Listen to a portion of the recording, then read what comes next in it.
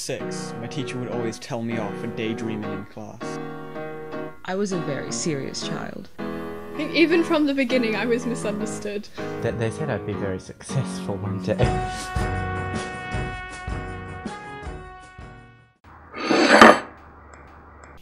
When I was younger, my parents used to make these faces out of food for me, because like to be able to eat food, it had to be quite interesting. Even though I liked the taste of food, yeah.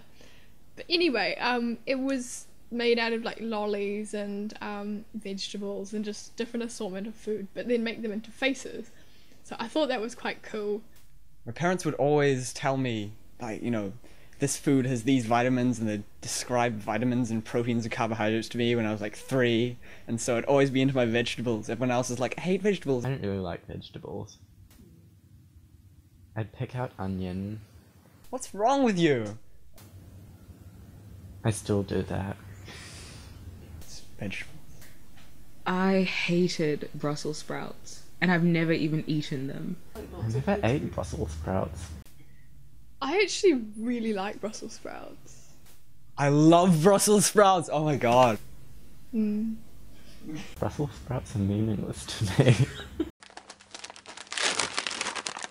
I actually didn't draw that much. I don't know why, because I do, like, I wish I did.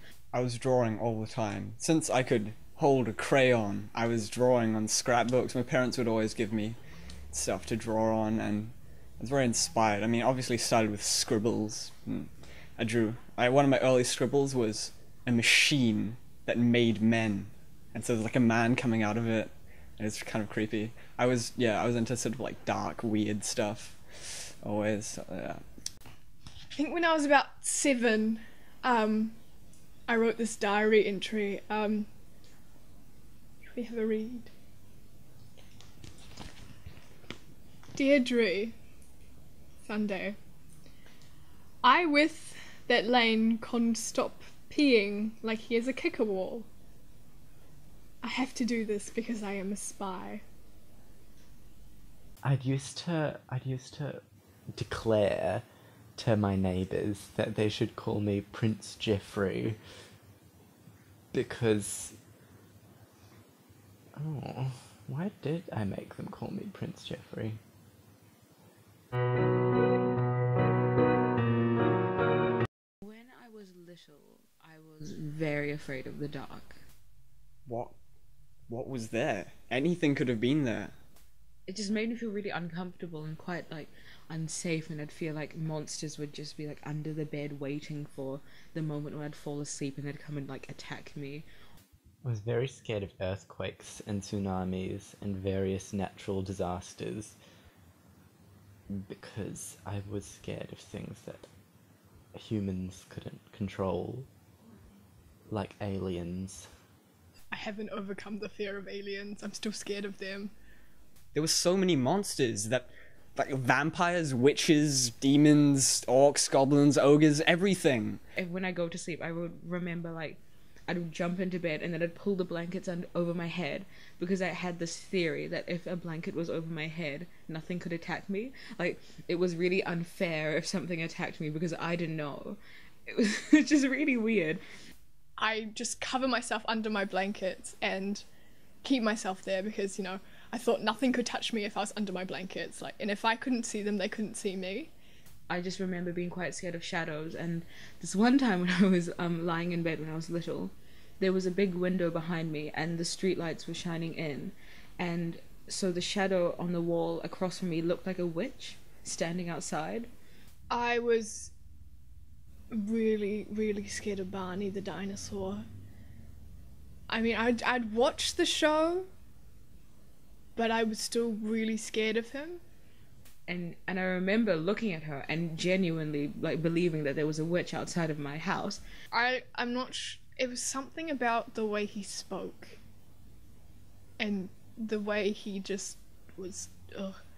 And I was staring at her for such a long time thinking, oh my god, if she moves, what am I going to do? And then the witch moved and looked at me. Like, I used to have, I don't even think it was a dream. It probably was.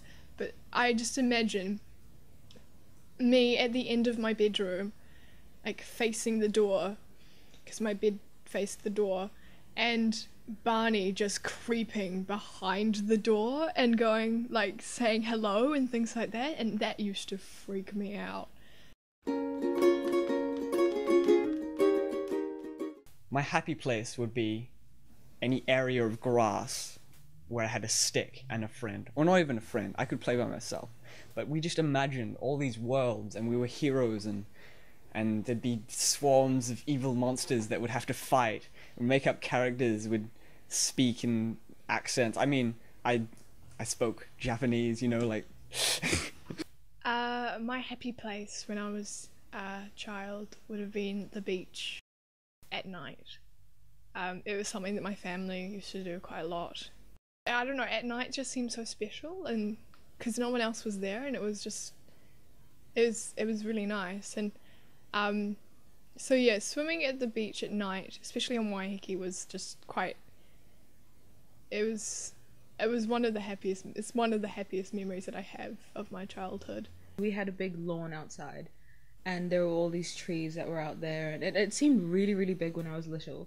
When I go back there now, it's not really the same, but some days my mum and I would just lay out a big blanket on the ground and put all of my toys in. I had so many toys, and she'd sit there and she'd be reading or something like that, and I would just I had this little teal tricycle, and I don't know where it's gone now, but I would just ride around on it and do little laps around the trees, and like go all the way around the apartment building, and that's what I would do, and that's kind of how like me and my mum would spend some time together. My happy place was my neighbour's trampoline. Spend most of my time there.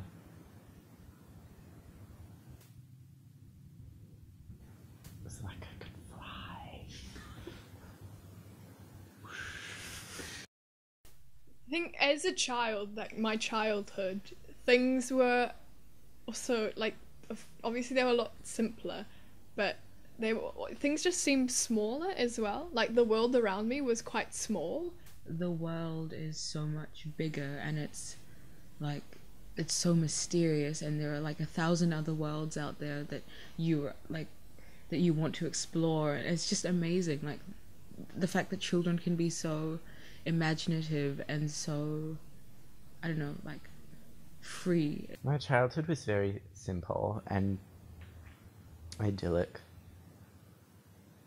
We had a lot of space and a lot of community. The main thing I miss about childhood is that nothing mattered.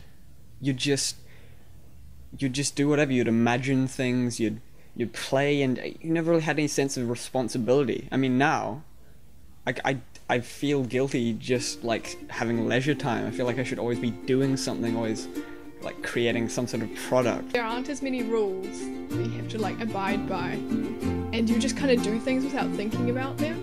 As a child, it was just do whatever, doesn't matter. One of the things I probably miss the most is the fact that you can be little and you can wear anything you want, you can do anything you want, pretty much say anything you want, and no one's going to judge you for it. No one cares, you're just a kid, and you don't care